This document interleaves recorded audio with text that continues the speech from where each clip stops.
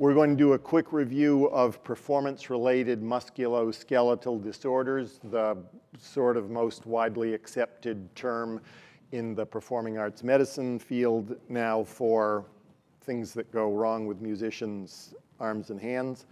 Talk a little about the science of injury prevention and then the art of injury prevention.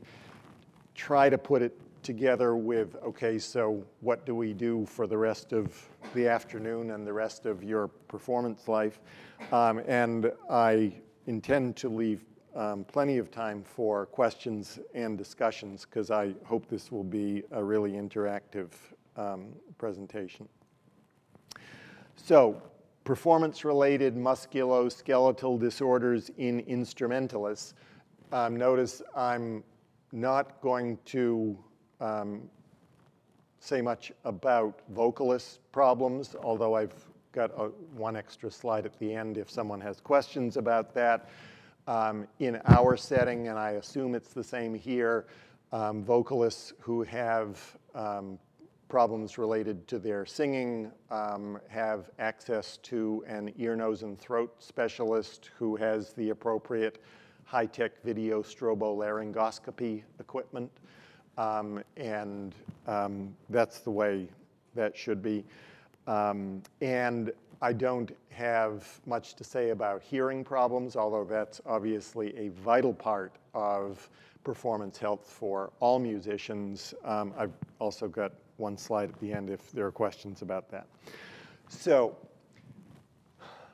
in college-level musicians, based on the research we've done at the Eastman School, the overall rate of what we call upper extremity, which basically includes the neck, shoulder, arm, hand, performance-related musculoskeletal disorders is about 8.5 episodes per 100 performance majors per year. So that's all the instruments lumped together. And it's the number of new episodes. Now, the epidemiologists get all hot and bothered about what is actually a new episode. So if someone, say, had a right arm problem when they were in high school that was related to playing their instrument, but they got better and they were playing well enough to get into a place like Eastman or Peabody, and now they have another right arm problem, is that a new episode or not? Well, for our purposes, we counted that as a new episode. We found that women consistently have a higher injury rate compared to men, even when they're playing the same instrument. Now, there are some instruments that are played more by women and some that are played more by men, but if you take an instrument like the piano, both men and women are playing the piano in large numbers, and the injury rates for women are 50 to 100% higher than the injury rates for men. Again, this is our data from Eastman, but the male-female differential has been demonstrated in virtually every study that's looked at it. There's really not much controversy about that.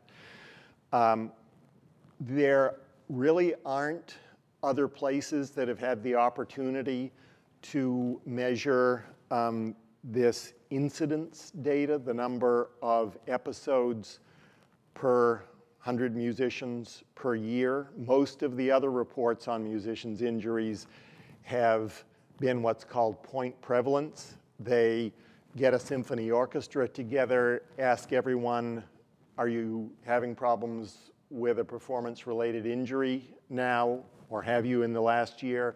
And there are so many who say yes and so many who say no. So there's a certain percentage that are having problems with an injury. You can also ask them, at any point in your life, have you had a performance-related musculoskeletal injury? And then it's a larger number, but you don't know whether it's still a problem today or not. Those are all prevalence figures, and those are certainly important to look at too, but they're a little different from the incidence figures that I'm showing here because the incidence tells us more about when it's happening, and that should give us an opportunity to look at why. So when we look at the different types of instruments that people are playing, we find that harp, piano, and bowed string instruments are associated with above average injury rates. So at the Eastman School, year after year, harp has anchored the high end of the injury rate distribution. And it's not by just a little, it's by twice as much. We don't have a good explanation for that. Obviously, there aren't a lot of harp players. I believe it's a true statement that at the Eastman School of Music, there has never been a male harpist. So there may be some confounding or overlapping effect of female musicians and then whatever the harp itself does. The harp is a large, unwieldy instrument, and there may be some problems associated with just moving it around when it has to be moved. And if there were more hours in a day, I would spend some time looking into harpist problems more than I have. But among the instruments that are more commonly played, piano and the bowed string instruments are associated with the highest injury rates. Organ, percussion, guitar, and woodwinds are associated with near average injury rates, around the 8.5 episodes per 100 performance majors per year. The fact that organists have a lower injury rate than pianists is interesting, since at least with their arms and hands, they're doing pretty similar activity. And it's a bit unclear why that difference exists. Obviously, the keyboards are somewhat different, both in the sense that to make a louder sound with a piano, you push down harder and faster on the keys, whereas to make a louder sound with an organ, you just adjust the volume pedal. Plus, most organs have several manuals. And so there's this kind of motion with the arms that alternates with this kind of motion with the arms that might play a role. And plus the organists have to play the foot pedals as well, and that may give them an opportunity to give their arms and hands a rest while they work on the foot pedal part.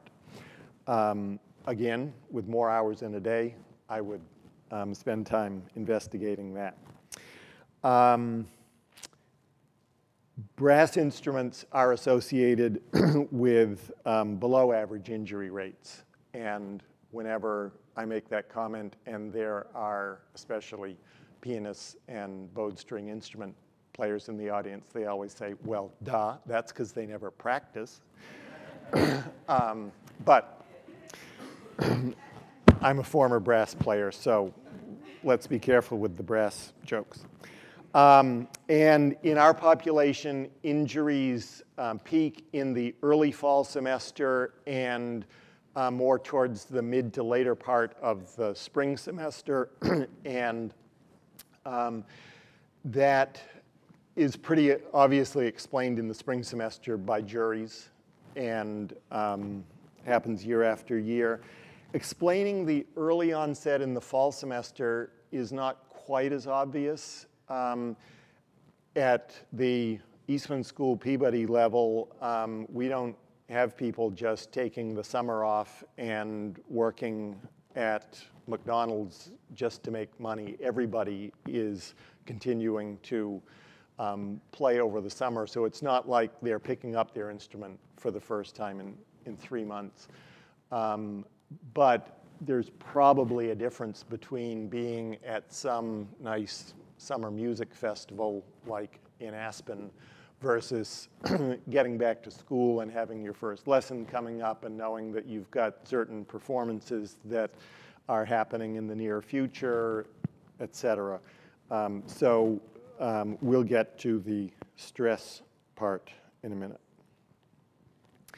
The other thing we've had a chance to look at is, so what happens once an Eastman student has a performance-related injury? And we tried very hard to follow up with all the students we'd seen in one academic year, the next academic year, 1 year later. And we found that 70% of them had recovered fully and were playing without restrictions. A few of them might have decided to take breaks more frequently during their practice session or made some other adjustments, but they were doing just fine. 15% were much better, but they were playing with restrictions or accommodations. Like when they have an orchestra rotation, they play for half an hour and then they sit in rehearsal without playing for half an hour.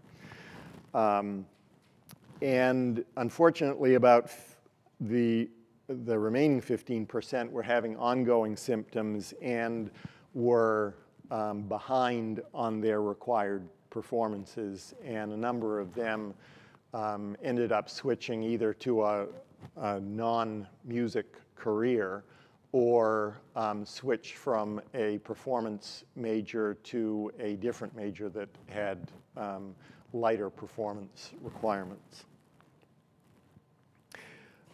These numbers are very similar to the outcomes that Dr. Lederman reported from his population of patients at the Cleveland Clinic, which is a bit disturbing because he's seeing a wide age range of musicians, some of whom have been struggling with an injury for decades.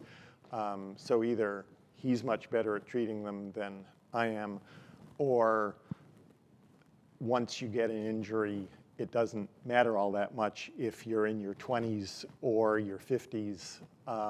It's still a very significant event.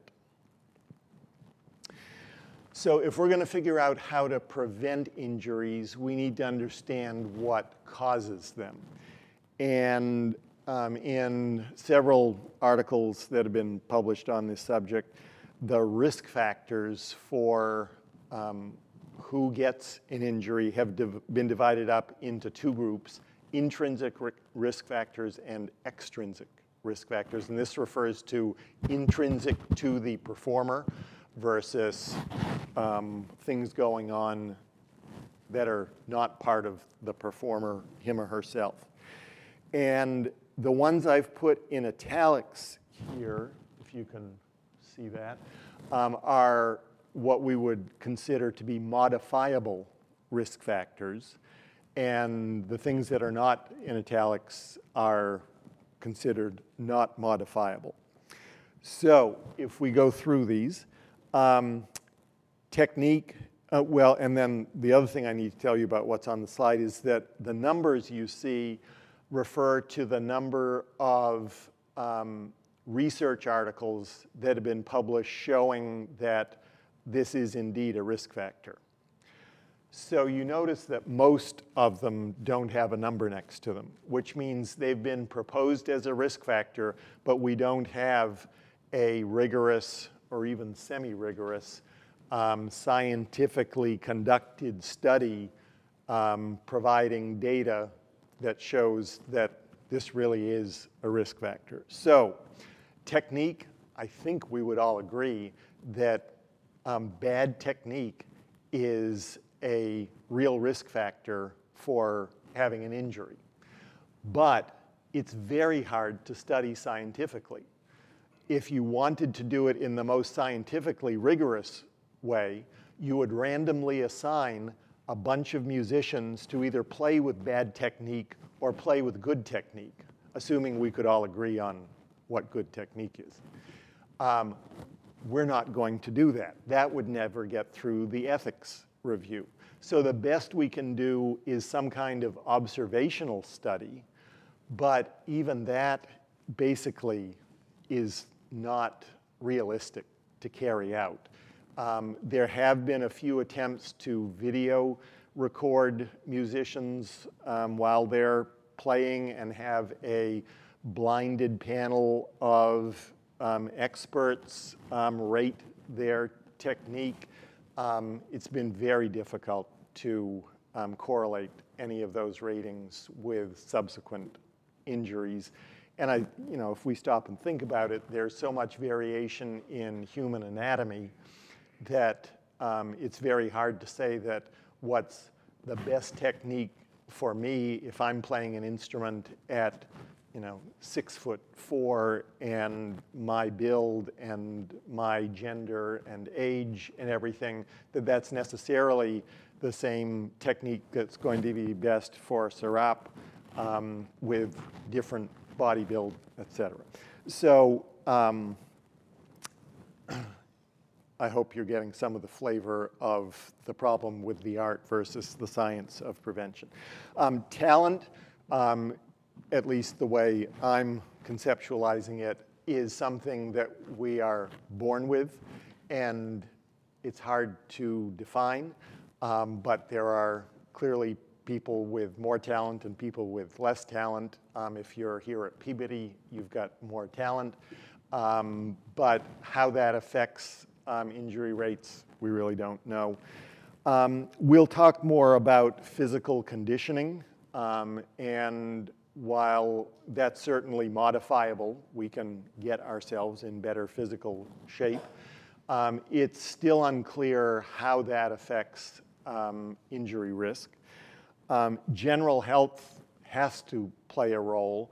I've put it here as a non-modifiable risk factor, although clearly we can treat diseases and help people get better. Posture has been certainly discussed a great deal. And again, I think all of us could agree that there are some people who play with poor posture and other people who play with better posture. And there are certainly musicians who have changed their posture and then recovered from some kind of injury pattern. But it's very hard to collect scientific data on that. Height is not easily modifiable, at least once we're done growing, nor is weight easily modifiable.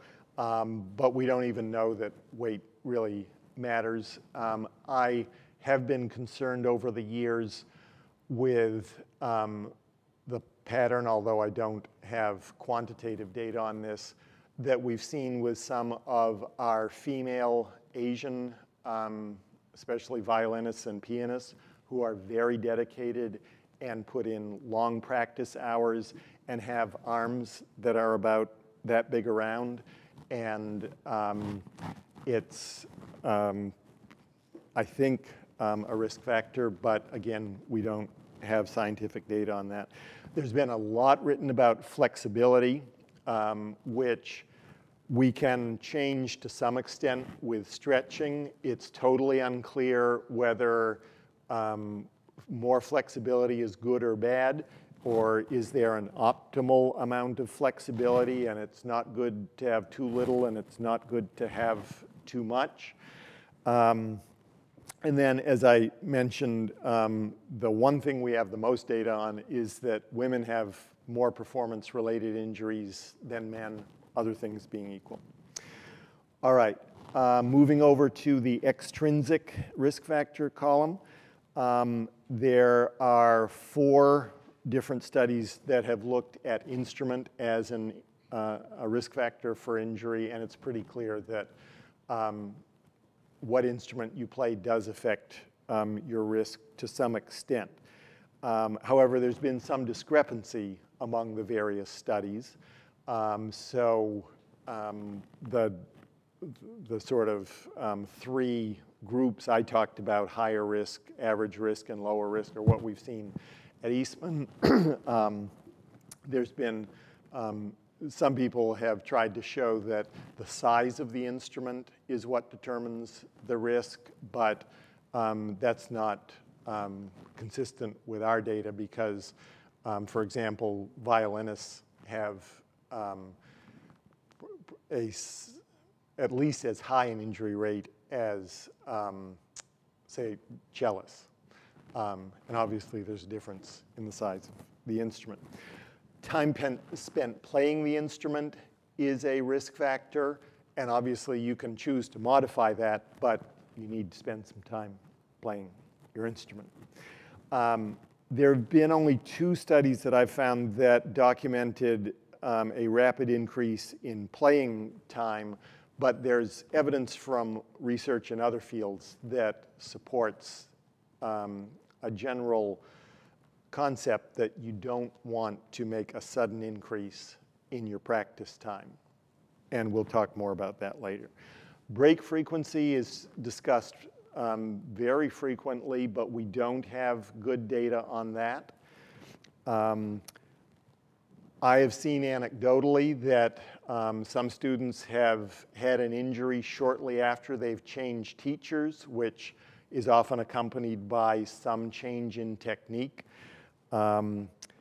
Clearly, stress, whether it's related to what you're doing musically or the rest of your life, and then the stress of the repertoire that you're playing is significant, but again, hard to study because we're not going to assign, half the pianists in the freshman class to, play this piece and another half to play another piece by flipping a coin. And the environment plays a role as well. People have to perform in various venues that may be more or less conducive to relaxed and healthy playing. What about some other risk factors? There's a document on your website that has a list of risk factors, and one of them is just teacher, not change in teacher, but teacher. And while I think it would be scientifically interesting to randomly assign all entering conservatory students to a faculty member and then measure injury rates and see if we could label some faculty member as, right. We're not going to do that. And I don't think it would be that simple anyway. Obviously, there's an interaction between teacher and student, and there are some students who will thrive with a particular teacher and other students who will not do well at all with that teacher, and it's nowhere near as simple as saying that there are teachers who cause or are a risk factor for injury and others who are not. I mean, it's like saying that there are competent doctors who don't make people get better and others who do. There's so much involved in the doctor-patient relationship that it's just not that simple. Age isn't a big issue in the college-level music student population because you're almost all in a fairly defined age group.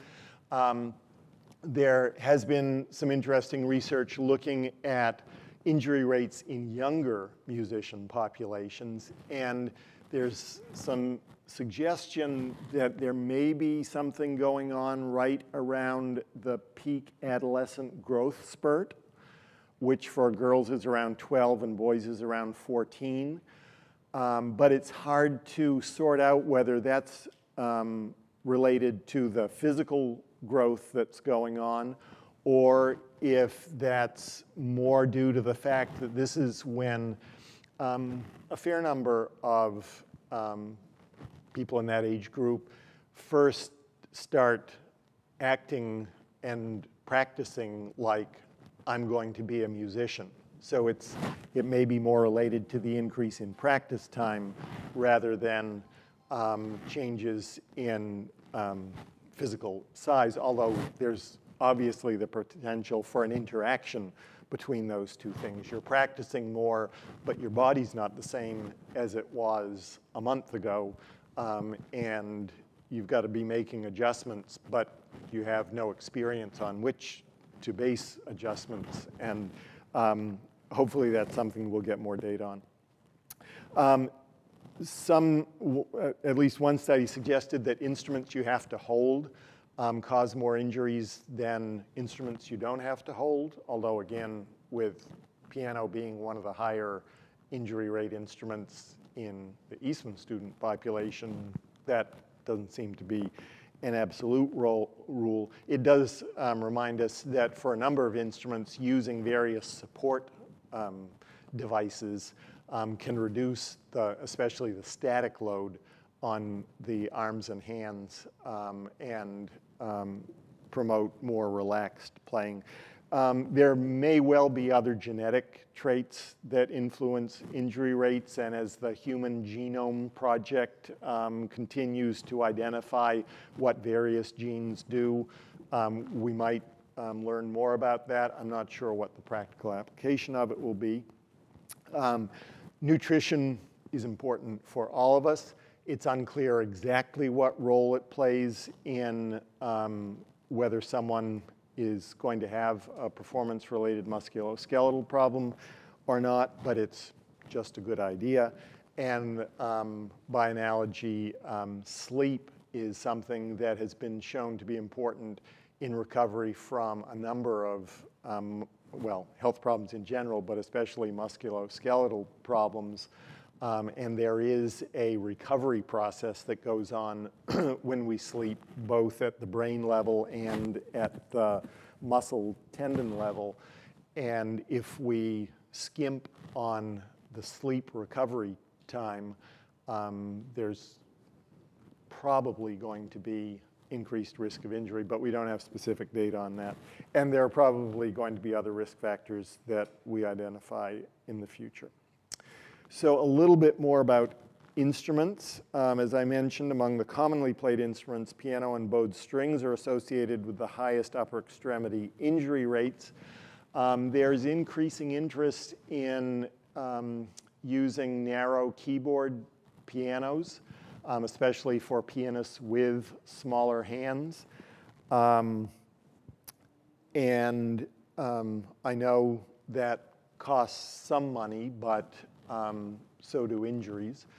And that's something that I think we may be making more use of in the future.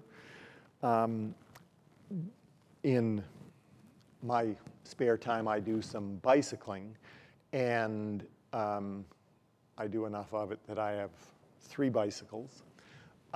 Each one of them has been custom fit to me. And it's not that I'm earning my living racing in the Tour de France. I just want to have a piece of equipment that fits me. For someone who's making their living on a piano, it seems reasonable that we could have a piano that fits that person's body proportions. There was an interesting article in Medical Problems of Performing Artists a few years ago written by Dr. Sakai, a hand surgeon in Japan, who actually toured some musical instrument museums in Europe and measured key width on pianos from the last several hundred years, and showed that the pianos that were being used when the classical literature was being composed were all narrower keyboards than what we're using now. And so it's not like a Steinway or a concert grand piano has to have a certain key width. As you know, it has no effect whatsoever on the sound. So I think this may be something that becomes more available in the future. And as I said before, brass instruments are associated with the lowest upper extremity injury rates. Brass players and woodwind players obviously also have some embouchure problems. But we need data on practice and performance time. One of the things that has become very well demonstrated in the world of sports medicine is that how many hours a week you spend doing the activity is a major risk factor for whether you get an injury. Now in sports, a lot of those are acute traumatic injuries, although some are also more like the repetitive motion injuries that we see in musicians.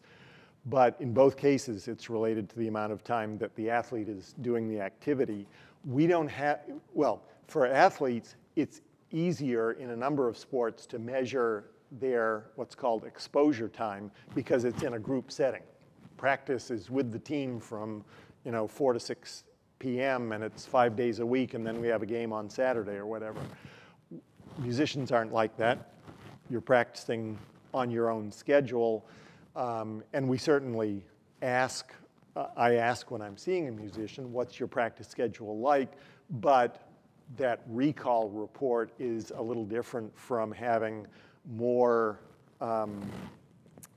precisely measured in real time exposure data. And I think with some of the wearable technology that's being developed now, we're probably at the point where we should be able to get better measurement of actual exposure time along with measurement of other things that the musician is doing with his or her upper extremities. So that's something that we're trying to put together in Rochester, although research is not easy. And a little more on gender. As I've said a couple times, women have a higher injury rate than men in almost all of the studies of performance-related musculoskeletal disorders. Most instruments have been designed and built by men for men to play. That's just historical fact. As is the case with the piano keyboard, it is possible to make modifications in other instruments that make them ergonomically more suited for people with smaller body proportions. And it's not just men versus women. There are different sized men as well. And that's something that I think we need to pay attention to.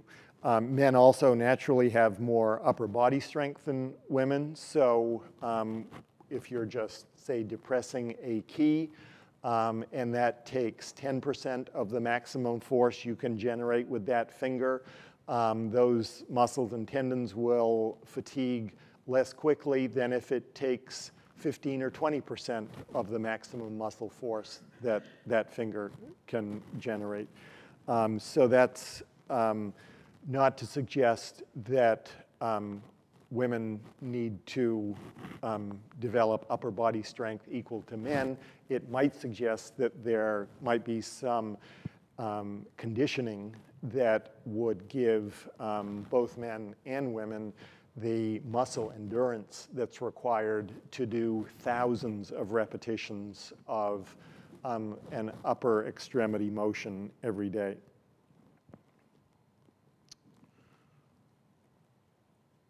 Okay, so let's see if we can put that in together to look at the science of injury prevention.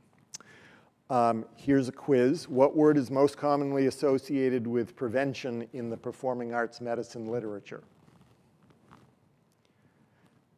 The word is unfortunately, as in, unfortunately, we don't have data from scientific studies that show us how to prevent injuries from occurring. So I could probably stop my talk right now, but I'll push on. Does that mean we don't know anything about preventing performance-related musculoskeletal disorders? No. So there's been one study that attempted to apply some prevention principles to reduce the number of injuries in some symphony orchestras. And Dr. Alice Branfenbrenner, who, as I said, organized the first music medicine meeting in Aspen in, I think, 1983, and who just died earlier this year, did this study with some Chicago area symphony orchestras in 1989-90. She got volunteers from 6 orchestras to be in an intervention group, and they got both education about injuries and instruction on strengthening and stretching. And then she had volunteers from 3 other orchestras who got no intervention. Both groups filled out an initial questionnaire about past injuries and current exercise habits and a whole bunch of things. But then the control group was just left to do what they normally do during the course of an orchestra season. And the study lasted 1 year. Unfortunately, almost 2/3 of the musicians in the intervention group dropped out over the course of the year. Only about 1/3 of the musicians in the control group dropped out. And the musicians in the intervention group made it clear that they did not like the strengthening exercises. They thought stretching was fine, but they didn't like strengthening. And I think historically there's been some concern among musicians about strengthening exercises. It might lead to injury in and of itself, and it certainly can. And that's what those dumb jocks do, and we're musicians. But at any rate, the number of people who dropped out made it very difficult to draw any conclusions from the study, besides the fact that both groups improved. And this was obviously unexpected. The explanation after the study was over was that just the opportunity to have someone acknowledge that these musicians were having injury problems allowed them to deal with them in some more productive way.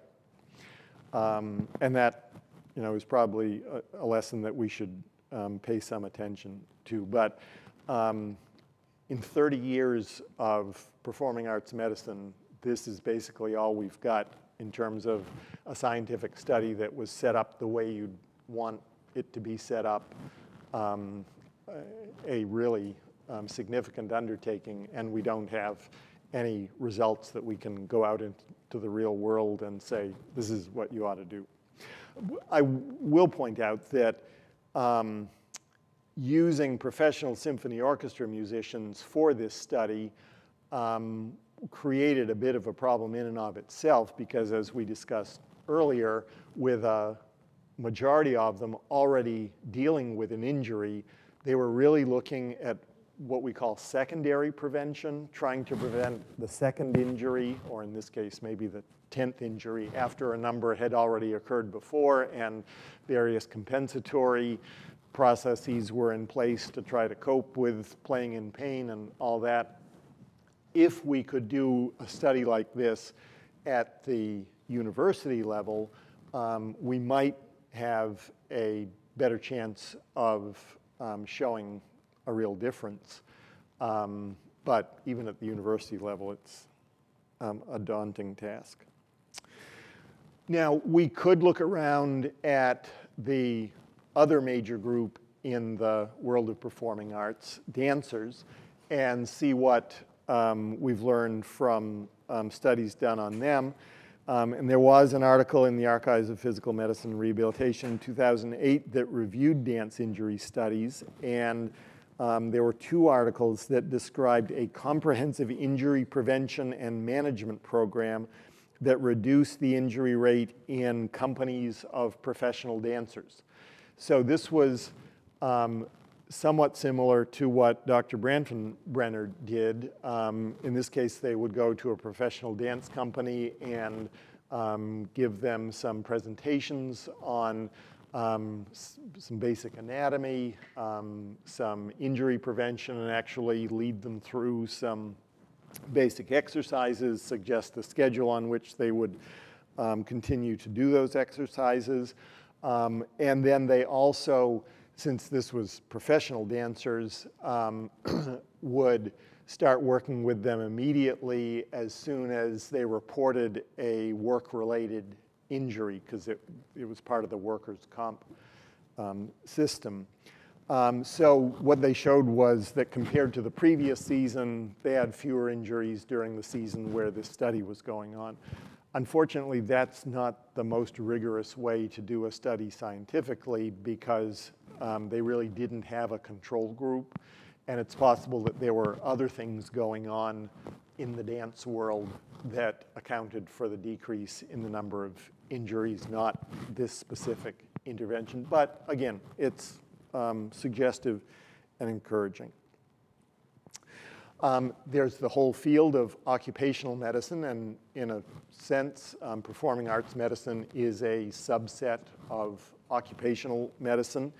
And there have been lots of studies looking at how to decrease injury rates in a number of occupations, especially the ones that involve, relevant for musicians, in occupations that involve repetitive motion, similar to playing an instrument.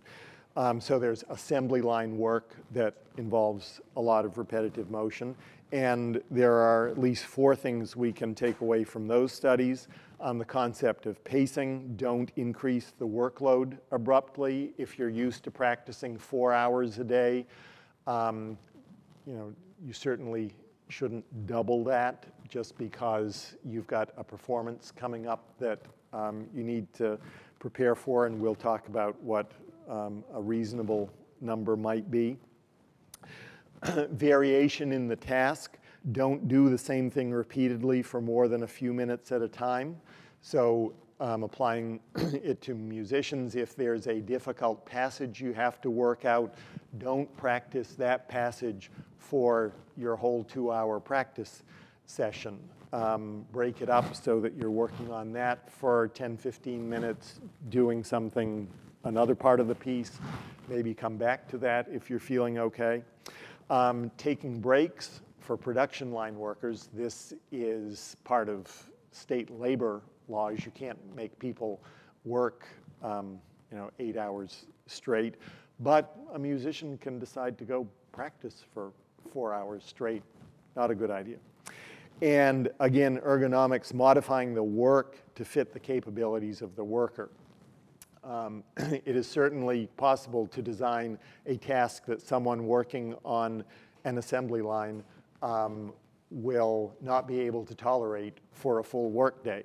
That's not in the worker's best interest, but it's clearly not in the company's best interest, because then they've got all these workers' comp costs and they've got to go out and hire someone else to do that job, et cetera. So the same thing should apply to musicians, except there often isn't the employer who necessarily has a workers' compensation obligation to provide care for that musician when an injury occurs.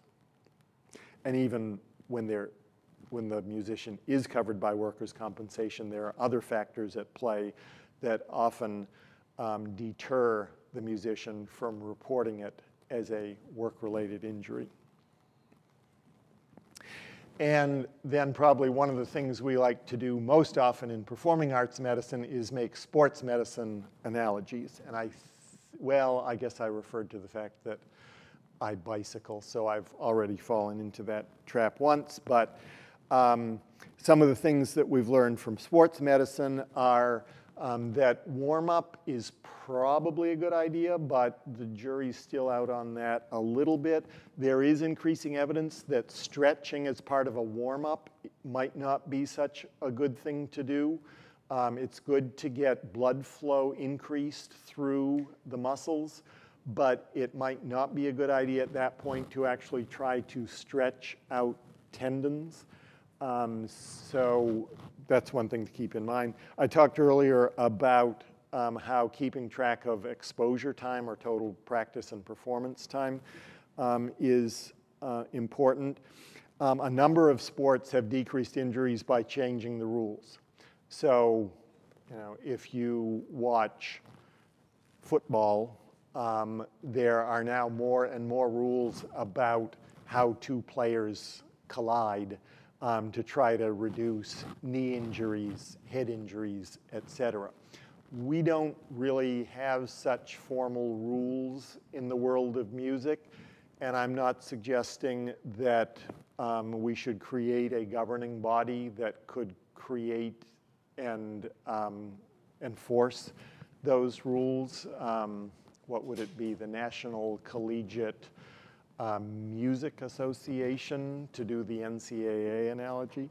But I think over time we are starting to see at least some culture shift away from, you know, a no pain, no gain approach to you need to make your body last your whole performing career, and there are some common sense things that ought to be done. A number of sports have designed or changed equipment in order to protect players from injuries, and we can do the same thing with musical instrument design that reduces injury risk. Guitars can be shaped a little bit differently to reduce the angles at which the wrists have to be held in order to play. You see even some bowed string instruments that have a different shape to the body of the instrument that accomplish the same thing. Flutes can be designed with an angle in the headpiece so that you can play the flute and keep your neck in a neutral position, not going over to the side, and not have to keep your right arm held out away from your body. So that's possible. There's been one study showing that preseason conditioning reduced injuries in female high school soccer players. So again, it raises the question about whether there's specific conditioning programs that could reduce injury rates in musicians. So that's basically what we can draw from the science of injury prevention. What's the art of prevention? Well, thinking about that from a physician's perspective, it's deciding how to apply what we know to an individual. And we have to do this every day in healthcare. We've got more and more high-quality scientific studies telling us how to do various parts of medicine. But as a physician, I have to figure out, okay, how does that apply to the person who's in the exam room with me now? And there is no formula in medicine, and there is no formula in musicians' injury prevention. It's very important to take individual preferences into account, because it's not going to do any good for me as a physician or for a Peabody faculty member to say, I know what's best for you and this is what you must do. The first human response to that is to reject that kind of authoritarian advice. So we've got to have a dialogue about where are you at now, what's the problem, and or what are your goals in your career, and what's the best strategy to reach those goals. Even though I've been trying to stress what there's some scientific evidence to support, it is okay to do things that are not evidence-based. We don't have enough scientific evidence to justify everything we do, but we have to get through life. So we need to make our own decisions about that. It's probably a good idea to talk with your teacher and or a healthcare professional about some of these some of these decisions, just to get an outside perspective on it. So this is my top 10 list. I hope some of you have some thoughts and questions and reactions to this. How are we doing for time? Okay. So first of all, musicians are human beings. Let's stipulate that we're going to do the general health things that make sense. So basic nutrition, The standard recommendations for regular exercise, half an hour of aerobic activity 5 days of the week, a reasonable amount of sleep. For most people, that's 7 or 8 hours a night, and paying attention to mental and emotional health issues. You can have what, under ideal circumstances, is perfect technique and an ergonomically designed instrument and exactly the repertoire you should be playing and the world's best teacher. But if your life is a mess emotionally, you're just not going to be able to focus on what you need to be doing, and that is, or at least can be, a setup for musculoskeletal problems developing. So that's 4 of my top 10 right there. 5th is pacing, as I mentioned earlier. Plan ahead so that you don't have to increase your total playing time by more than 20% compared to the week before. Now, where did we come up with 20%? Again, we don't have, a big study to say that it must be 20%, but I'm suggesting that as a ballpark figure. There is some evidence from studies looking at rehabilitation from acute injuries that during that period of time, no more than 20%. In fact, sometimes they say 10 to 20% increase week over week. But that means that if you're practicing 4 hours a day, even going up to 5 hours a day the next week may be too much. That would be a 25% increase. So that gives you a sense of what order of magnitude we're talking about here. Certainly instrument modification where appropriate. We've talked about some examples of that, and I'd be happy to discuss that more. So that's 6. We have 4 more. 3 of them are what we can think of as smart practice habits. Again, we don't have overwhelming scientific evidence, but I think it makes some sense to do some kind of warm-up.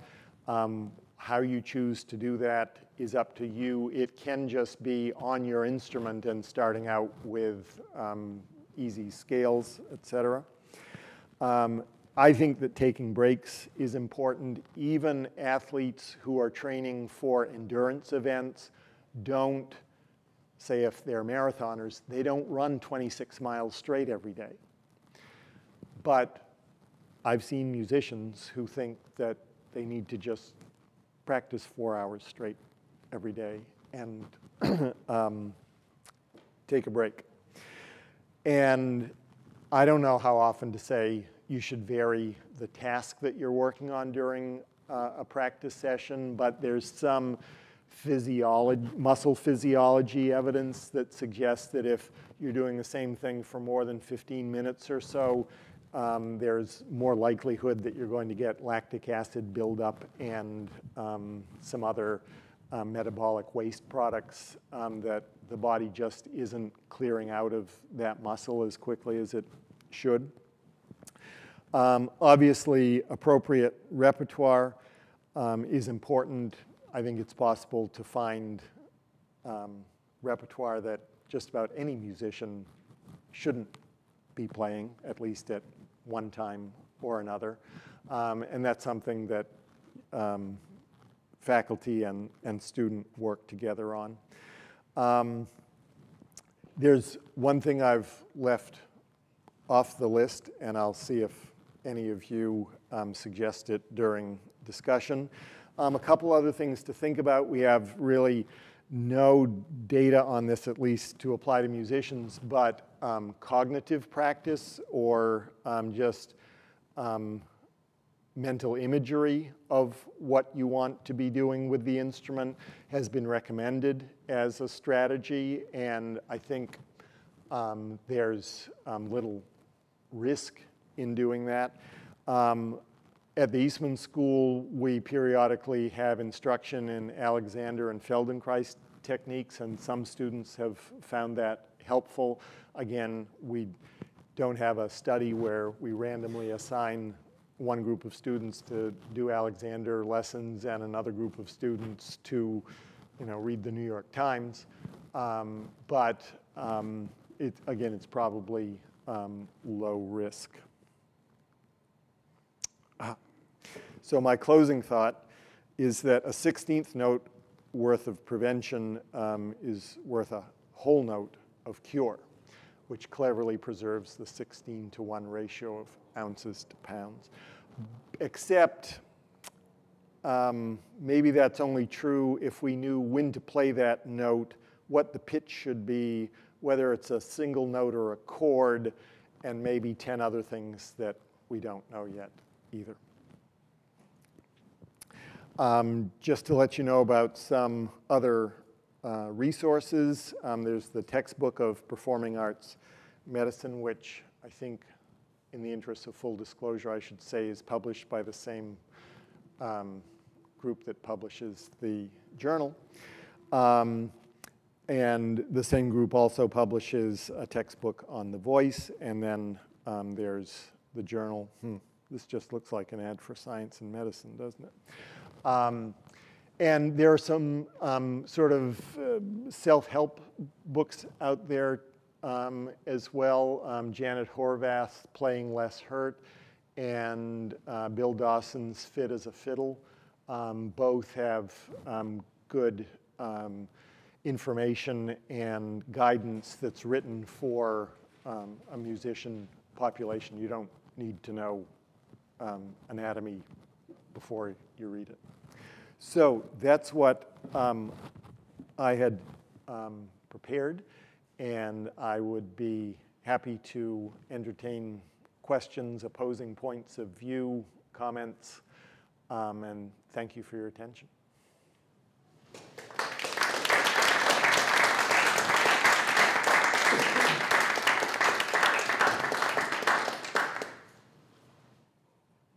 Yes? Could you talk a little about the difference between conditioning and strength training, and what you would recommend conditioning for women pianists? Good. So the difference between conditioning and strength training, I think of strength training as a subset of conditioning. I think the exercise physiologists classically talk about 3 components to a basic conditioning program: aerobic fitness, strength, and flexibility. And I think all 3 of those are important in one way or another for musicians. While we don't typically think of at least classical musical performance as requiring great aerobic capacity, there are studies measuring the heart rate of performers, and the heart rates do get up into an aerobic conditioning range. It's a bit unclear whether that actually results in aerobic conditioning, because the increase in heart rate is being stimulated by a number of factors, not just muscle activity. There are other types of non-classical musicians who definitely have to engage in a fairly high level of aerobic activity. And we're starting to see more studies on marching band musicians.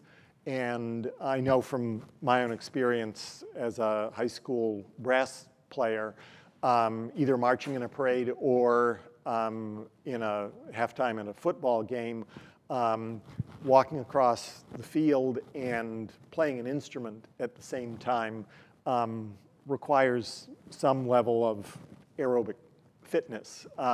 It's not that walking is all that difficult, but walking, holding an instrument, and some of the time I was playing a baritone horn, so that's a little bit bigger instrument, and exerting the breath control to play the instrument reasonably well. I mean, you're out in the middle of a football field and half the people in the stands are off, buying their hot dog or whatever, but I didn't go to a big high school that had a big football program. That is more aerobically demanding than just walking or just sitting down playing your instrument. So that's the aerobic part. Again, musicians don't need to have bulging muscles. And in fact, I've heard a story that Arnold Schwarzenegger had to learn to play the violin well enough for one of the movies he was in. I don't know if it was Kindergarten Cop. I'm not a big Arnold Schwarzenegger fan. But he developed an overuse problem just playing the violin enough to look like he was playing the violin in the movie. Now, maybe that's because he's all muscle bound and hold it like that or something. But I think that one case proves that you don't need bulging muscles to avoid injury.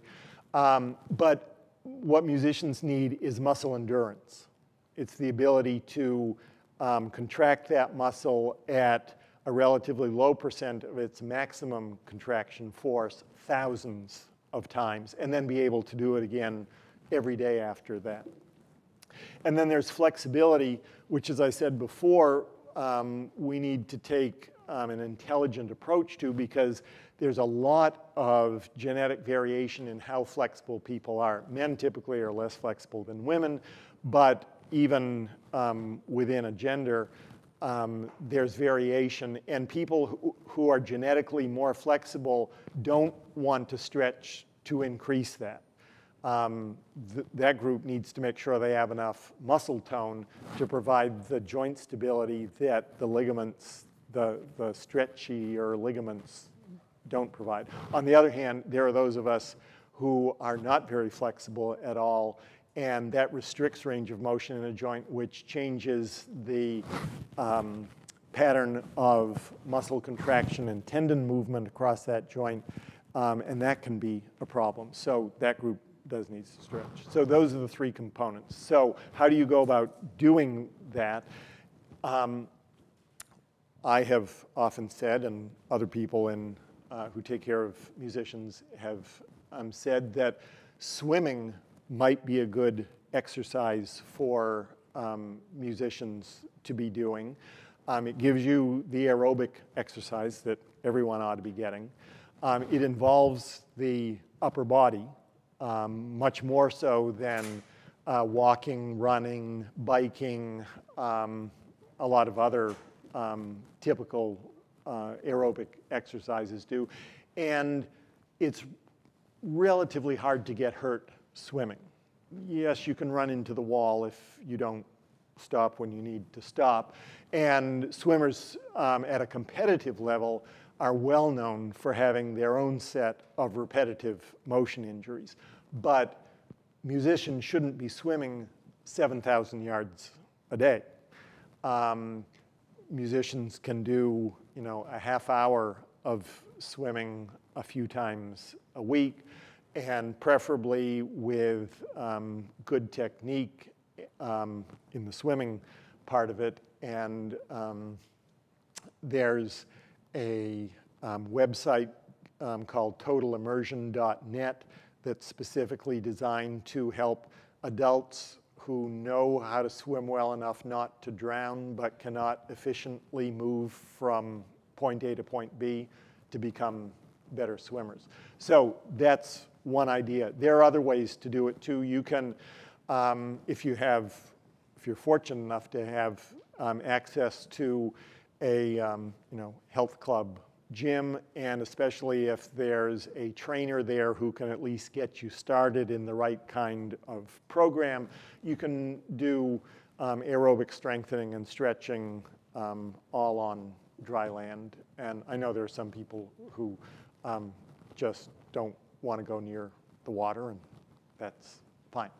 Does that answer your question? Yes, logistically it's hard for the students here to get up to the Homewood campus. They don't have the time to go up there to swim. So I was thinking things like TheraBands. Yep. Light weights or TheraBands, which yep. we give out to my students. Yep. And now we're starting to see even some more instrument-specific muscle conditioning exercises that I believe we have a link to on our website, and I will double check on that and let Sarah know about that. There's a paper that's going to be published in the next issue of Medical Problems of Performing Artists, written by, it's the Alison Branford-Brenner Young Investigator Award winner from this past year's meeting, that has a whole set of instrument, or at least instrument group specific exercises for musicians.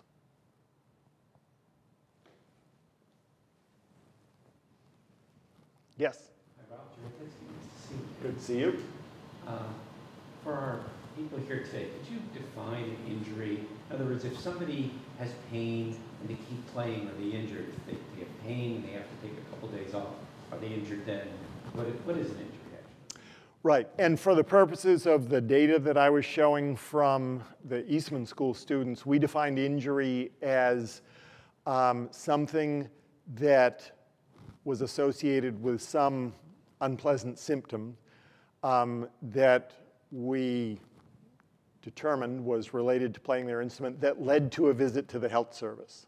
So we weren't sending out surveys asking, have you had pain or have you had to stop playing your instrument or something like that. We were basing it on healthcare seeking behavior, which has its own set of positives and negatives, but that's how we did it. In terms of defining injury,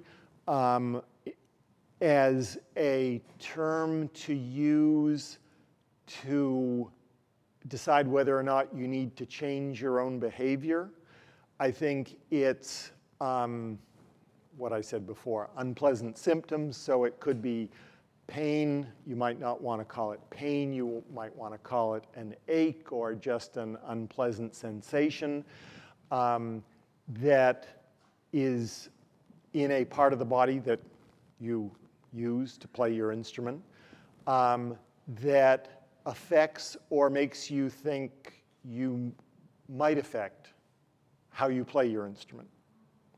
So it doesn't matter so much what actually caused it, and proving causation is not easy. So it could be, if we ever knew all the truth, caused by playing the instrument, or it might be caused by something else that's been happening, and sometimes we don't even know what caused it. But it's having an impact on how you play, or at least it's making you think that this could have an impact on how I play. Does that answer the question? Okay. Which reminds me of the thing I didn't put on the slide, but I want to emphasize, and that is, and we were just talking about this before we started, that there's lots of things we do with our hands all day. And nowadays, there's things we have to do in almost any job we have, whether that job is being a student or in the post-college world. And so using electronic devices. And using electronic devices, waiting on tables, working in your garden, anything we do with our hands uses the same set of muscles, tendons, nerves.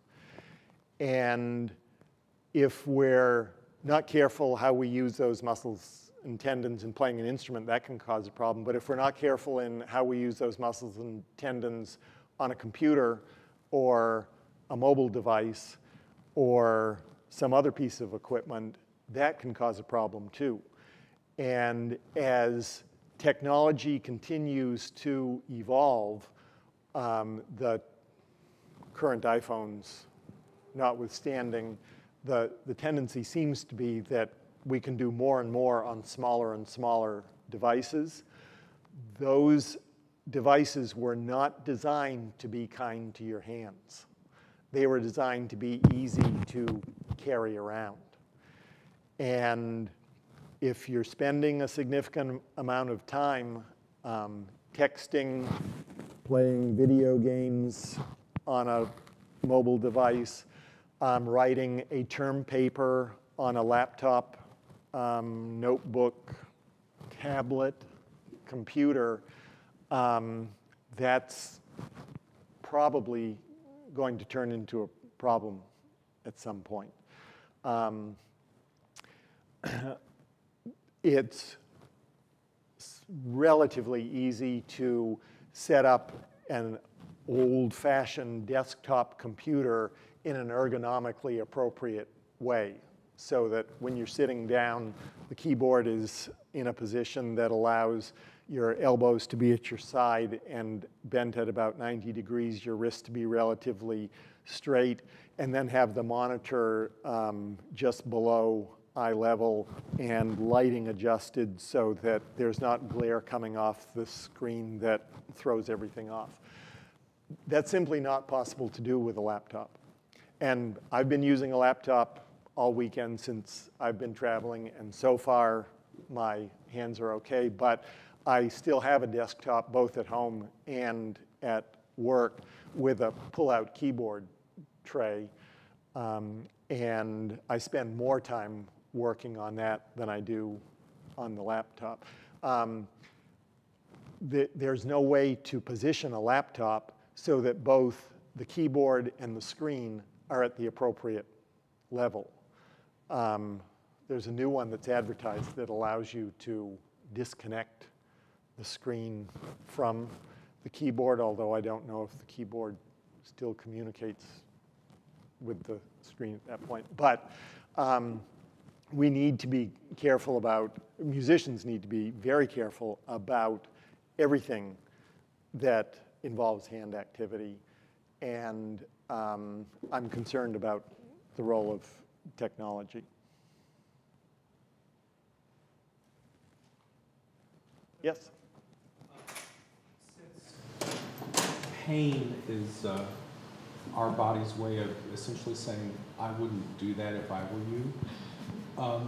If you have a music student presenting themselves with an ache, I mean, not a traumatic injury, but the kinds of injuries that can typically occur where there's pain involved, maybe overstress or from repetitive play, what types of advice do you give them, both in terms of how long they should rest before they begin playing again, and then how they should reintroduce the kinds of work involved with the typical instrumental? Yep, good question. So when I'm seeing a student for an injury, I almost never tell them to stop playing entirely.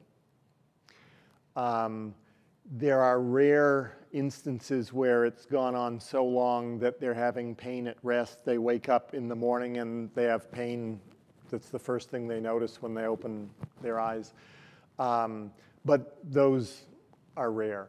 So what we want to think about is more a partial rest concept. If they can identify what they've been doing that has brought on the problem, then we'll just say, stop doing that. And we'll talk about their total practice time and how they break that up over the course of the day. So if there's no one thing that they've identified that's been a problem technique-wise, but they've recently increased their practice time by 50% over the last 10 days, then we'll cut them back to, or advise that they cut back to, an amount of practice slightly below what they were at when they weren't having a problem. So let's say they'd been doing fine most of the semester at 3-4 hours a day, but they've got a big performance coming up, and they'd gone up to 4, 5, 6 hours a day, depending on the day. We would cut them back to, say, 2 or 3 hours a day, but broken up into play for 20 minutes, rest for 10. If you still feel okay, do another 20 minutes followed by 10 minutes rest, and space that out so that some of it's in the morning, some of it's in the afternoon. And then we always have to have a discussion about how that simply isn't possible because they have classes in the morning, they have to fit all their practice time in the afternoon. And yeah, so we try to figure that out. And then in terms of increasing their practice time, I would use that same figure I showed, maybe scaling it back even more during injury recovery, because we've got to find the right balance between bringing the muscle and tendon unit along to be able to do more and more, but not pushing it back over the edge to make the problem worse. And that can be a tricky balance. Is that? Do you ever have your student patients use logs or keeping more precise track of their? I've encouraged them to do that. That doesn't seem to be a very popular thing to do. Again, there may be opportunities to use mobile technology to make that a little easier. But I will write out, I want to see you back in 2 weeks, and this is the schedule I suggest for the next 2 weeks. And then we can at least have a conversation about, well, so how did it go with that schedule? Yes? You say injury in women is higher than men. Why? What about do you think this issue? Yeah, I think there are a number of factors that can help us understand why women have a higher injury rate than men. As I mentioned, biologically, women have less upper body strength than men have. And so if you have to do something 5,000 times during the course of a day, the muscle tendon unit is going to fatigue faster if that activity requires 15% of that muscle's maximum contraction force each time rather than 10% of the muscle's maximum contraction force each time. And then another factor I mentioned before is that most of the instruments we play today were designed by men for men to play. And having a smaller person use the same equipment, we know in a number of settings is not a recipe for success or injury prevention. The cyclists in the Tour de France would not dream of getting on a bike that wasn't designed for them. And at that level, they get every tube on the bike custom cut to fit them, and then the handlebars and saddles put on in the right position and everything. Musicians, I think, should have a right to the same kind of customization of the equipment that you have to use to make your living. And it's possible with some instruments and the rapidly evolving field of 3D printing that might be more of a reality in the not too distant future. I'm thinking substantially outside the box here, but certainly something as simple as a narrower keyboard on the piano, which can be changed, I'm told, in about 15 minutes. I'll make a radical statement here and say it's time to end the gender discrimination and simply make this available on demand. I mean, it's easy for me to say. It's not going to cost me any money, but that's how strongly I feel about that subject. But first of all, they're expensive, those narrower keyboards. They cost money. And the other problem is that if pianists practice on those, but they never perform on the pianos that they practice on, then they're going back to the regular size, and they're not being trained then for the distance. The distances aren't right. what they're going to do in performance. Right. And I've heard some pianists say that once they get, they've played on a standard size keyboard, they then have the opportunity to play on a narrower keyboard, and they get used to that. And then some of them can switch back and forth relatively easily. They need to just sit down, say, if they then have to perform on a standard size keyboard again and play it for 10, 15 minutes, and they say their brain just switches back to the, I'm playing on a standard size. I'm not a pianist. I've never done that myself. But I've heard that it might not be as hard, at least for some people, as one might imagine. But if the world just gets to the place where anytime a pianist is going to perform, the question is asked, are you going to play on a standard size or a 7/8? That's just made available. We've made a lot of other changes in our physical environment to accommodate various needs that have been more radical than that. Yes? Do you think dehydration could be a factor for injury? Dehydration? Dehydration? Yes, and I think that's an important component of nutrition, is fluid intake. It's clearly a major issue for vocalists. The last thing they want to do is try to sing with dry vocal cords. And one clue about whether I'm about to see a vocalist is whether there's the obligatory water bottle that's in the little mesh pocket of the backpack they come in with.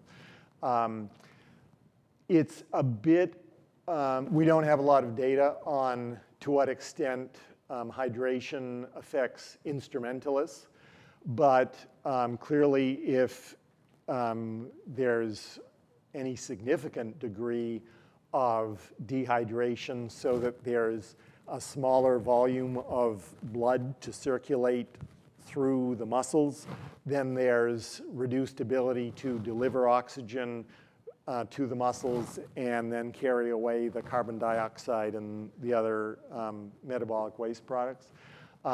So it's something that intuitively makes a lot of sense.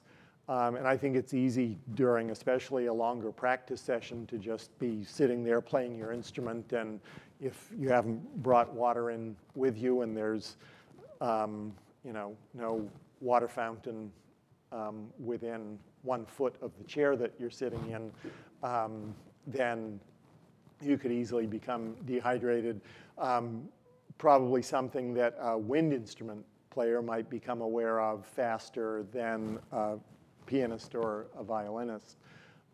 So I think hydration is important for all of us. I think there have been some studies looking at dancers, and they obviously, depending on the temperature of the room, et cetera, can have quite a bit of water loss during a dance rehearsal or performance.